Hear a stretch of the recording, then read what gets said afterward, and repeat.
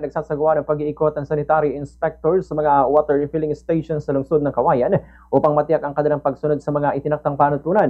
Sa panayam ng Bombo Radyo Kawayan kay Sanitary Inspector Iluminada Abad Gonzales, sinabi niya na kada buwan ay isinasagawa ang water sampling sa mga water refilling stations sa lungsod upang matiyak na ang kanilang iniinom na tubig ay hindi kontaminado ng bakterya.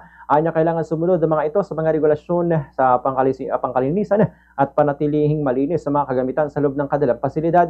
Mahalaga ito upang mapangalagaan ang kalusugan ng publiko, mapalakas ang kredibilidad ng negosyo at maiwasan ang mga panganib sa kalusugan.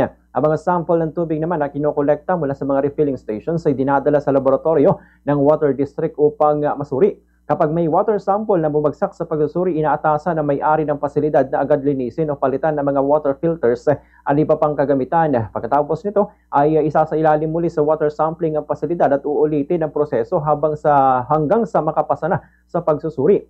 Pansamantala namang isinasara ang pasilidad habang inaayos sa mga kakulangan at maaari lamang itong muling magbukas kapag ito'y naayos na at muling nasuri at naaprobahan ng Sanitary Office.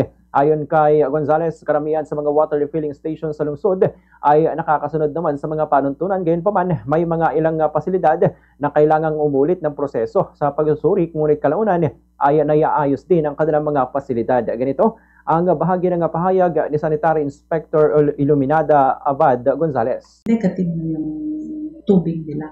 At kung mag-positive sila, parang temporary na hindi sila temporary na hindi sila magbenta muna hanggang mag negative yung water testing.